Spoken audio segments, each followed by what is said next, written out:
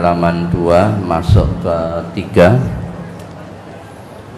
An Nabi Sa'id al-Khudri 'an Nabi sallallahu alaihi wasallam qala inna dunya khulwatun khadiratun wa innallaha mustahlifukum fiha fayanzuru kaifa ta'malun fattaqud dunya wattaqun nisaa fa inna awwala fitnati bani Israila kanat bin nisa'i.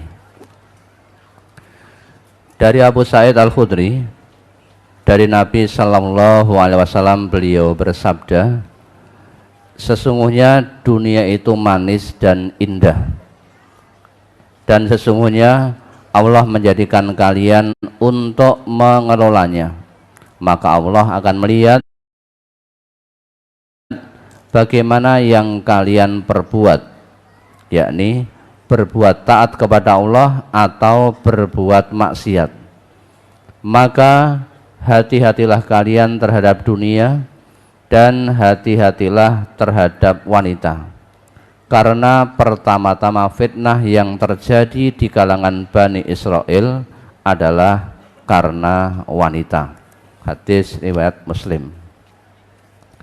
Yang ditanyakan pada kalimat berhati-hatilah kalian terhadap dunia, mohon dijelaskan hadis ini Ustadz.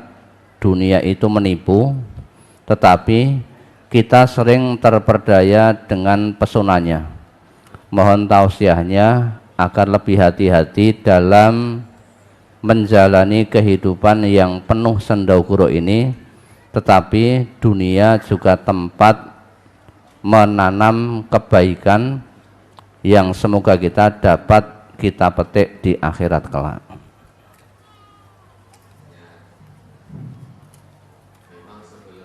Kembali kepada Allah, tempat kita di dunia dulu. Jadi sebelum sampai kepada Allah, kita jalani amanah kehidupan dari Allah di dunia ini. Dunia ini memang sangat menyenangkan, apalagi bagi orang yang memang fokus hidupnya hanya untuk dunia. Maka agama kita melalui Quran, melalui sunnah mewanti-wanti agar hamba-hamba Allah yang telah menyatakan diri beriman kepada Allah jangan sampai menjadikan dunia ini tujuan utama. Jadi kita hidup di dunia ini hanya seperti pengembara. Yang namanya musafir, namanya pengembara, suatu saat pasti akan kembali. Kampung kita itu, kampung akhirat, tempat asal kita itu dari Allah. Dan pasti kita akan kembali ke kampung yang abadi.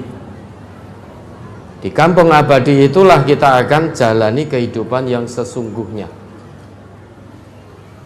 Lah saat ini kita di dunia ini ibarat seorang pengembara, ibarat seorang musafir. Ini gambaran yang diberikan oleh Rasulullah. Pengembara itu, musafir itu, kalau sudah selesai urusannya, maka dia akan kembali. Nah, kalau kita sudah selesai kehidupan dunia kita ini, selesai urusan dunia kita ini, pasti kita akan kembali kepada Allah. Ibaratnya seorang musafir yang hanya istirahat sejenak di bawah pohon yang rindang. Pohon rindang itu kan menyejukkan, melenakan. Maka kalau kita sebagai musafir di dunia ini menjadikan dunia tujuan utama, kita akan tertipu. Bagaimana tidak tertipu saat kita menikmati dunia dengan segala keindahannya, tiba-tiba ajal datang menjemput, yang pada akhirnya kita tinggalkan kenikmatan dunia ini, tidak akan kita bawa. Dan perlu diingat, dunia ini tempat beramal. Maka jangan sia-siakan kesempatan yang Allah berikan untuk kita memperbanyak amal. Jangan sampai kita menyesal. Nanti kalau sudah sampai di kampung akhirat itu bukan tempat untuk beramal, tetapi sebagai tempat perhitungan amal. Sehingga tidak ada amal lagi di kampung akhirat yang bisa dilakukan. Maka sebelum hari itu datang, sebelum kematian datang, wal tanzur nafsum ma qaddamat lighad, siapkan bekal sebaik-baiknya guna menghadap Allah. Ingat sekali lagi, dunia ini tempat beramal, akhirat tempat perhitungan amal. Kalau kita tinggalkan dunia dalam keadaan amal buruk mendominasi, maka hisabnya di hadapan Allah nanti sungguh berat. Bukan harta yang menyelamatkan kita di sisi Allah, bukan pangkat dan kedudukan yang menyelamatkan kita di hadapan Allah. Allah itu hakim yang maha adil, tidak pernah meleset perhitungannya, tidak bisa disuap, tidak bisa disogok. Yang menyelamatkan kita di hadapan Allah hanya amal perbuatan. Bukankah mayit itu ketika mati nanti yang ikut itu 3 hal. Yang 2 kembali setelah mayit dikubur, tapi yang 1 terus mendampingi sampai ketemu Allah. Yang kembali harta dan keluarganya. Yatba'ul mayyit salasah, akan ada 3 hal yang terus yang mengikuti mayit. Yang 2 kembali setelah dia dikubur, yang 1 terus menjadi teman setia sampai bertemu dengan Allah. Mobil yang digunakan untuk mengantar setelah dikubur, ditanam sendirian di dalam tanah, mobilnya akan dibawa pulang kembali.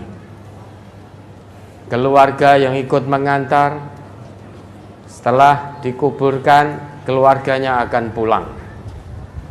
Tinggal 1 yang menjadi teman setia, yaitu amalnya. Kalau amalnya buruk, berarti sampai di hadapan Allah dia ditemani oleh sesuatu yang buruk, maka celaka.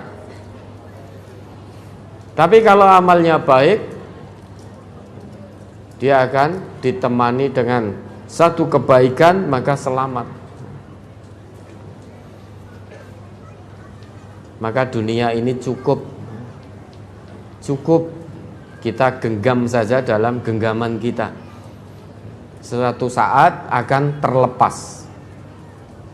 Segala sesuatu yang ada dalam genggaman tangan kita, mau atau tidak mau, suatu saat akan terlepas atau dipaksa untuk dilepas. Misalkan ya, ini pulpen ada di genggaman saya, suatu saat dia akan terlepas, tidak mungkin akan terus berada abadi dalam genggaman, itu tidak mungkin. Maka dunia ini cukup dalam genggaman tangan. Satu saat kapanpun itu, ikhlas atau tidak ikhlas, pasti akan kita lepaskan. Terlepas dengan sendirinya atau dipaksa untuk melepaskan. Yang jelas pasti akan hilang, pasti akan terlepas. Ma'indakum yanfadu wa ma'indallah baq. Apa yang ada pada sisimu pasti akan musnah. Tapi apa yang ada pada sisi Allah itulah yang kekal abadi. Dunia cukup dalam genggaman tangan, akhirat kita masukkan dalam hati yang paling dalam, sehingga tidak akan terlepas akhirat kita. Dan Allah berpesan pada kita, ya ayyuhan nas inna wa'dallahi haqq fala taghurrannakumul hayatud dunya wala yaghurrannakum billahil ghurur. Innasyaitana lakum adu fattakhiduhu aduwah. Innama yad'u hisbahu liyakunu min ashabis sa'ir. Coba diingat kembali itu Quran surat Fatir ayat 5 sampai 7 atau berapa itu? Surat Fatir, nama surat 35 ayat 6.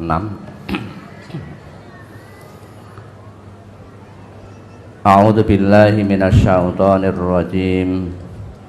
Innasyaitona lakum aduwwun fattaqu. Dari ayat 5-nya Ustaz, dari ayat 5-nya.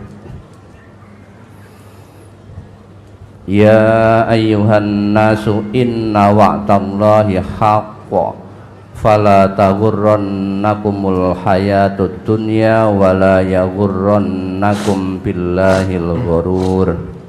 Innasyaitonana lakum aduwwun fattakhiduhu aduwwa. Innama yad'u hizbahu liyakunu min ashabis sa'ir. Hai manusia, satu lagi.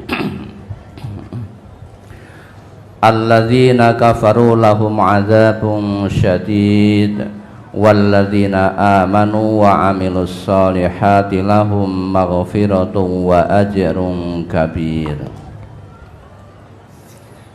Hai manusia, sesungguhnya janji Allah adalah benar, maka sekali-kali janganlah kehidupan dunia memperdayakan kamu, dan sekali-kali janganlah setan yang pandai menipu memperdayakan kamu tentang Allah.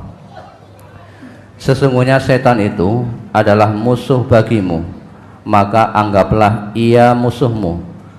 Karena sesungguhnya setan-setan itu hanya mengajak golongannya supaya mereka menjadi penghuni neraka yang menyala-nyala. Orang-orang yang kafir, bagi mereka azab yang keras, dan orang-orang yang beriman dan mengerjakan amal soleh, bagi mereka ampunan dan pahala yang besar. Ya ayyuhan nas, wahai segenap manusia tanpa kecuali. Yang masih merasa manusia, maka perhatikan ayat ini.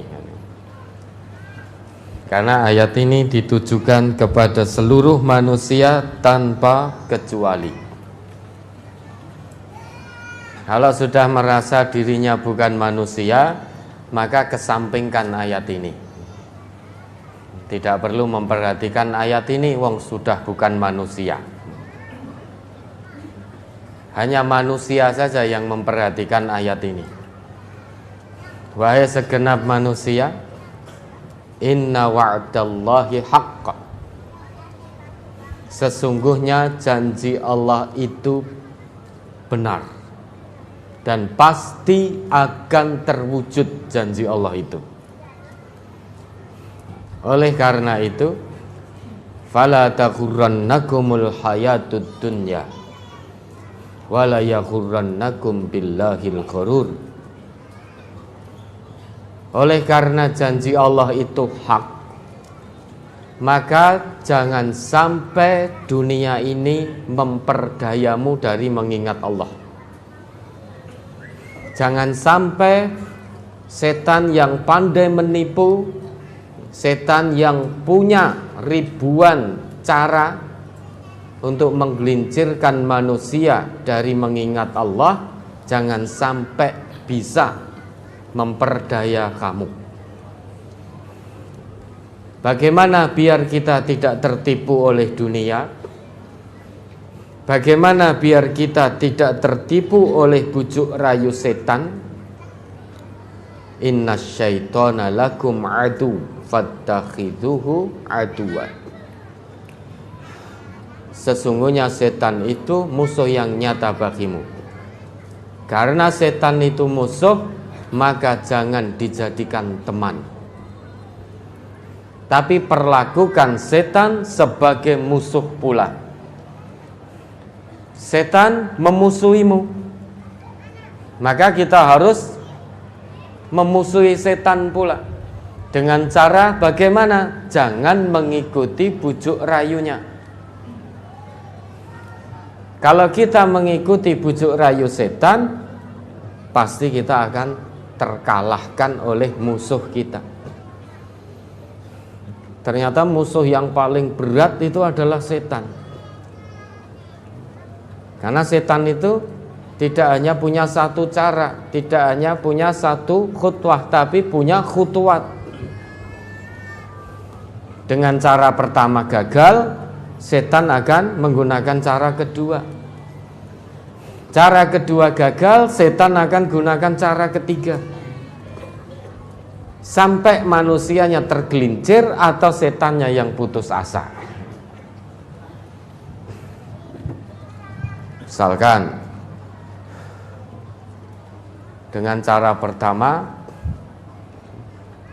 turun hujan gerimis seperti ini, setan masuk memberikan bisikan-bisikan. Setan tuh tidak pernah bisikannya baik, ketoke apik ning menjerumuskan. Baru turun gerimis, setan sudah ngojok-ngojoki. Wah, ini gerimis, kamu kalau jamaah di masjid nanti basah kuyup, kedinginan, kamu sakit. Akhirnya wah ya sudahlah, jamaah ke masjidnya nanti kalau sudah tidak hujan. Baru satu cara, sudah lumpuh total. Maka setan tidak perlu gunakan cara kedua. Tapi kalau gerimis, wah tetap berangkat. Hanya gerimis kok, tetap berangkat, punya payung, punya mantel. Setan akan masuk dengan cara kedua. Ada-ada saja caranya setan itu. Cari payung nggak ada, mantelnya juga ketelisut, sehingga akhirnya ya sudah menyerah kalah. Atau ketika terdengar azan subuh berkumandang, hujan turun, merasa dingin, bangun malas setan. Alah sholat ning omah ya kanggo lho. Sholat di rumah juga berpahala. Ya mong pahalanya akeh ning masjid. Pahalanya lebih banyak di masjid. Namun bukan berarti kamu sholat di rumah tidak sah, wong tetap sah. Saya sholat saja di rumah, ini hujan, udah tidur lagi 10 menit lagi, 15 menit lagi, udah pasang alarm. Cara setan itu neko-neko. Semakin kuat iman seseorang, setannya semakin hebat. Kalau iman seseorang masih biasa-biasa, setannya yo sing kroco-krocone, wes kowe wae ngono. Bose setan itu ya hanya untuk orang-orang yang imannya kuat betul.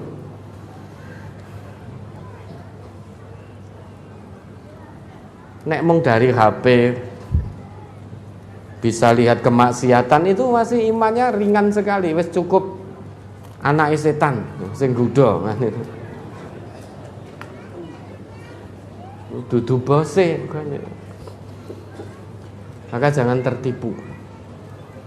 Apapun langkah yang digunakan oleh setan, 1001 langkah yang digunakan oleh setan untuk menggelincirkan kita agar tertipu oleh kehidupan dunia ini, Allah beri satu senjata yang sangat ampuh.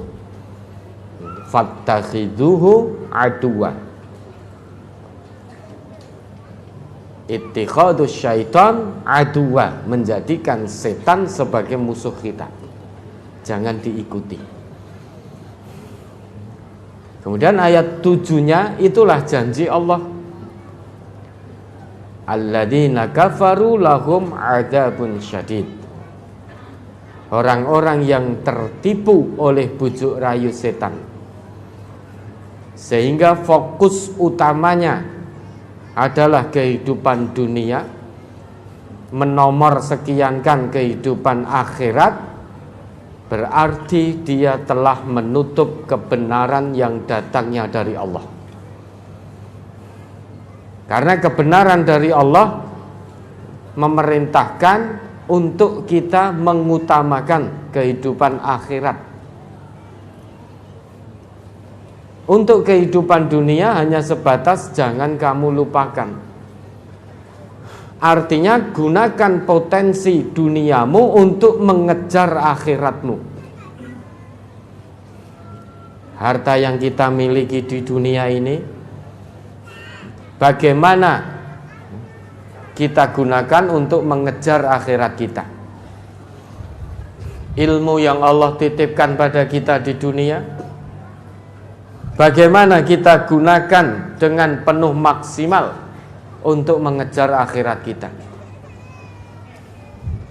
Penglihatan yang Allah berikan, lisan yang Allah titipkan, bagaimana kita gunakan untuk mengejar akhirat kita. Pekerjaan, bagaimana kita gunakan pekerjaan ini untuk mengejar akhirat kita. Karena hanya ada satu alasan kita hidup di dunia ini. Tidak ada alasan yang kedua, ketiga, keempat, kelima, dan seterusnya. Hanya ada satu alasan. Kita hidup di dunia ini hanya untuk Allah. Tidak ada alasan lain. Dan nanti kita akan kembali kepada Allah. Maka jangan sampai tertipu oleh kehidupan dunia, di mana dunia ini hanya tempat singgah kita sementara, tempat kita untuk bercocok tanam, panennya nanti di kampung abadi, di kampung akhirat. Dunia hanya tempat beramal, tapi akhirat tempat perhitungan amal. Di akhirat ada azab, di kampung abadi ada azab, di kehidupan yang sesungguhnya kelak ada azab, ada ampunan dari Allah. Pilih mana? Kalau pilih azab, ya sudah, jalani kehidupan dunia ini dengan mengikuti hawa nafsu, terus mengikuti bujuk rayu setan. Setan yang ngojok-ngojoki untuk kita lihat tayangan-tayangan pornografi, porno aksi, ya sudah ikuti saja.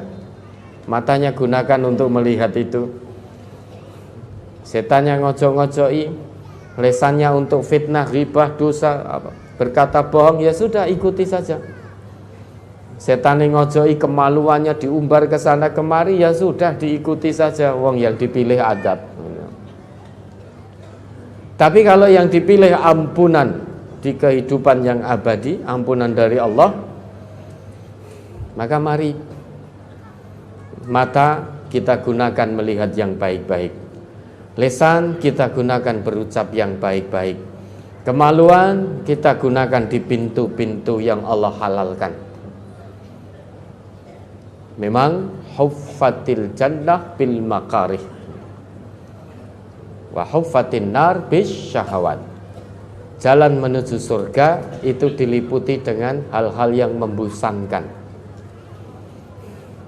Tapi jalan menuju neraka itu penuh dihiasi dengan hal-hal yang menyenangkan.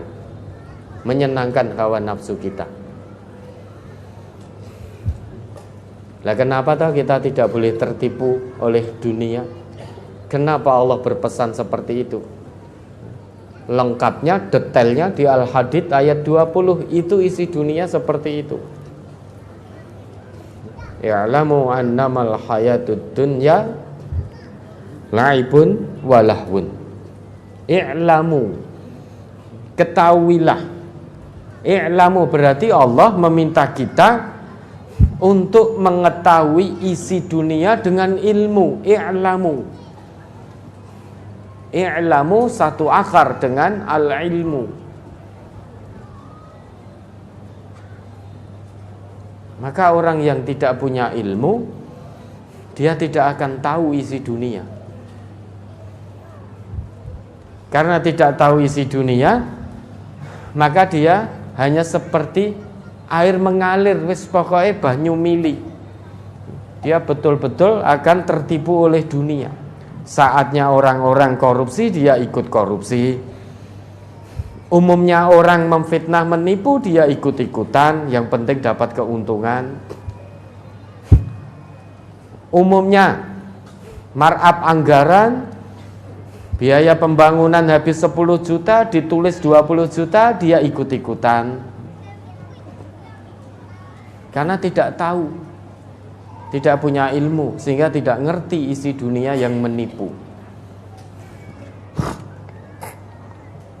Maka Allah minta kita untuk mengetahui isi dunia dengan ilmu. Ternyata isinya apa?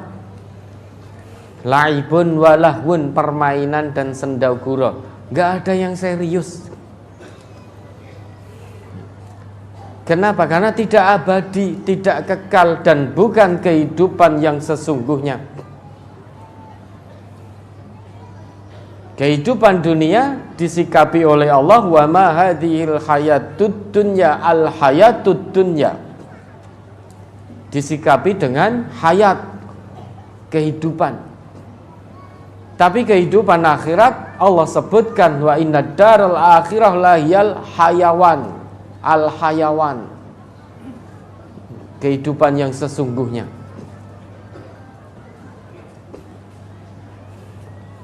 Segala hal yang tidak abadi maka tidak serius, hanya main-main.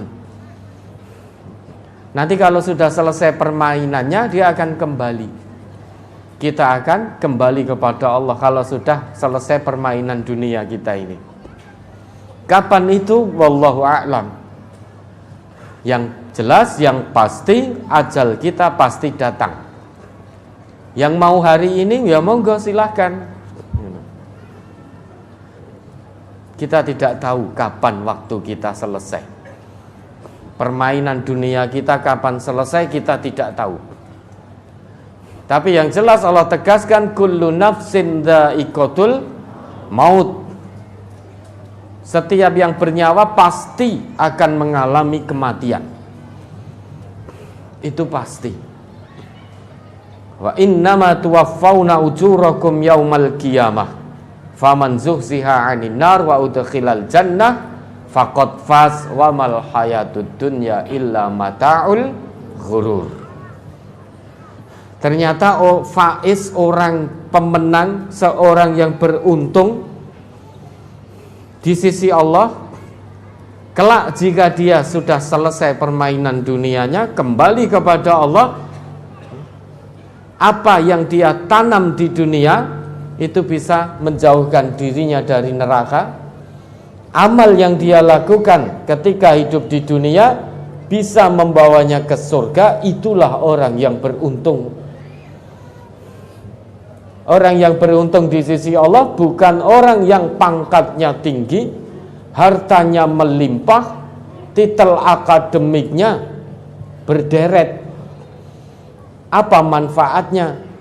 Punya pangkat tinggi, titel akademik berderet, punya kekayaan melimpah, namun semuanya itu menyebabkan dirinya lalai dari mengingat Allah. Kenapa terus kita sebut tiga hal ini? Pangkat yang tinggi, harta kekayaan, titel yang berderet. Karena biasanya umumnya orang dengan tiga hal ini mereka akan sombong, takabur, merasa punya kemampuan, sehingga asomatnya sudah bukan Allah tetapi dirinya sendiri, kekayaannya, ilmunya, kemudian pangkatnya, dia bergantungnya pada ini. Umumnya orang sombong dengan tiga hal ini, sebagaimana dulu Fir'aun, Qarun, Haman. Fir'aun sombong dengan kekuasaannya, Qarun sombong dengan hartanya, Haman sombong dengan ilmunya. Maka Bapak Ibu, kalau kita mau sombong dengan harta, sudah ada Qarun, wis telat, sudah terlambat. Kalau Qarun agak cucuk, diabadikan namanya dalam Quran. Kalau kita yang sombong, tidak akan diabadikan oleh Allah. Orang-orang gak kenal.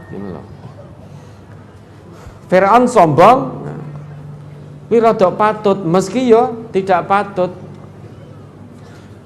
tapi kekuasaannya luar biasa Fir'aun pada waktu itu, sampai berani mengaku sebagai Tuhan, gak pernah sakit, punya tentara ibarat pasak, kokoh sekali tentaranya, menjadi penguasa di penjuru dunia. Semua bertekuk lutut.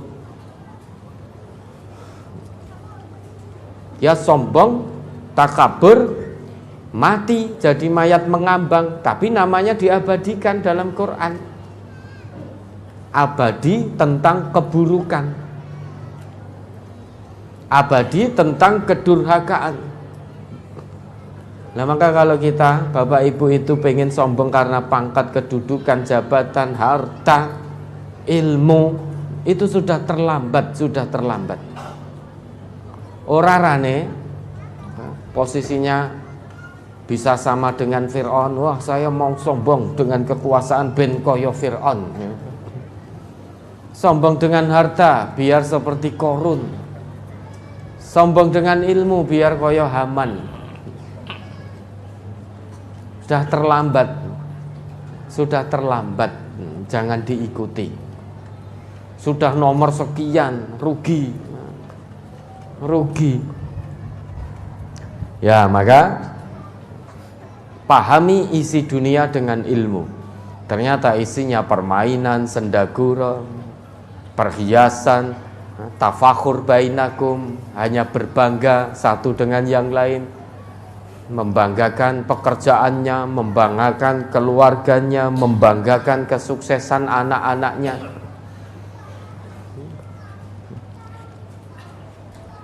Oh, anak ibu kuliah di mana? Kuliah di universitas ini, fakultas kedokteran. Nah kalau putranya ibu, di ini fakultasnya apa? Fakultas biasa. Walah timbang ra kuliah kuwi. Sombong, dikiranya mentereng itu kalau kedokteran, dikiranya mentereng itu kalau apalagi fakultas yang mentereng itu teknik. Kalau fakultas agama Islam dikiranya alah memang paling menjadi guru TPA. Ternyata. Sehingga anaknya wis ndak usah mondok di pesantren, ndak usah ngambil jurusan agama Islam, kuwi arep mangan nopo. Paling pol dadi guru madrasah, dadi guru TPA. Kalau kamu jadi dokter, nanti kekayaanmu sekian, ya sudah tertipu ini. Jadi kebahagiaan diukur oleh materi. Kebahagiaan diukur oleh materi. Maka oleh tertipu. Apa gunanya jadi dokter kalau jadi dokter yang ingkar kepada Allah? Tidak manfaat ilmu kedokterannya untuk agama Allah ini, gak ada manfaatnya. Untuk apa jadi dokter? Apapun profesinya, entah dokter, entah insinyur, entah kontraktor, entah petani, entah nelayan, apapun profesinya, tunjukkan identitas diri sebagai seorang muslim. Isyhadu bi anna muslimun. Dokter-dokter yang muslim. Dokter muslim itu bukan hanya dokter yang beragama Islam, bukan hanya sebatas itu. Dokter yang muslim itu dokter yang dikendalikan betul oleh nilai-nilai Islam. Profesor-profesor muslim itu bukan hanya profesor yang beragama Islam, tapi profesor yang dikendalikan betul oleh Islam. Ilmunya diikat betul dengan nilai-nilai Islam. Nelayan Muslim, tunduk patuh betul pada Allah. Petani juga demikian, pengusaha juga demikian. Sehingga apa yang dilakukan diikat oleh nilai-nilai Islam. Politikus, jadilah politikus Muslim. Sehingga menjalankan politik sesuai dengan nilai-nilai Islam. Jadi ekonom Muslim, menjalankan ekonomi sesuai dengan aturan-aturan Islam. Jangan dibalik. Kalau dibalik menjadi Islam ekonomi, menjadi Islam politik. Kalau Islam ekonomi berarti Islam dipaksa untuk mengikuti aturan ekonomi yang ada. Islam politik berarti Islam dipaksa untuk mengikuti aturan politik yang ada. Sehingga nilai-nilai Islam menjadi tergerus. Maka apapun profesi kita, tunjukkan jati diri sebagai seorang Muslim. Seorang Muslim yang sesungguhnya tidak akan tertipu oleh kehidupan dunia, apapun resikonya. Pilihan ada di tangan kita masing-masing. Milih dunia atau milih kehidupan yang abadi, yaitu di kampung akhirat.